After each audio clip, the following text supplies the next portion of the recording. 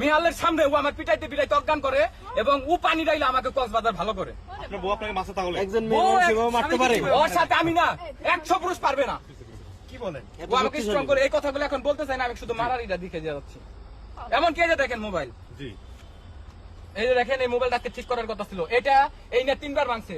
গত 3 দিন আগে আমার ল্যাপটপ ভেঙে ফেলছে, যেদিন রাত করে আপনারা আমার বাসায় গেছিলেন। হ্যাঁ, এবং পরবর্তীতে আমার এই আংটি কিনা দেয় আর আমি 10,000 12,000 টাকা চেন কিনে দেই। আজকে ও আপনাদের ডাকার কারণ একটা, সেটা হচ্ছে ও এখান থেকে যা ভিডিও মেক করবে এবং প্রফেশনাল ভাবে ওর জিনিসটা আগে যে কাজ করতো ওইটা ভালো রেটে যেন যাইতে পারে, মানে আরো যেন ডিমান্ড বেড়ে যায়। 2 নাম্বার হচ্ছে আমাকে বলতে দেন, আমি ওরে নেওয়ার জন্য এখানে আমি আসছি। আমি ওরে ভালোবাসি আর ছাড়বো না। আমি যদি ডিভোর্স দিতাম আমি আপনাদের বলতাম। উনি আমার এলাকায় চেয়ারম্যান মেম্বার আছে, আমার এলাকায় লোকজন আছে, উনি সেইখানে যাবেন, আর গার্জেন আছে। উনি কেন আমার কালিয়াকুর থানা বাদ তুরাক থানায় আসলো ওসির কাছে? আমি প্রশ্ন করলাম, উত্তর দিতে বলেন। আপনি মধ্যখানে ছাড়ি নাই, আপনি আমাকে কথায় কথায় আমার গায়ে হাত তুলেন। আপনি মারবেন দেখে কেন? আমি তো দেখেন তো এখানে কিভাবে মারে দেখেন, এইখানে মারছে, ফ্লাক্সটা দেখেন আপনি।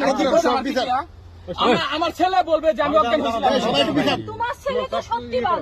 ও এই যে আজকে চল যাচ্ছে না, ওইখান থেকে শর্মিলা নামের যে মেয়েটা তাকে আনবে।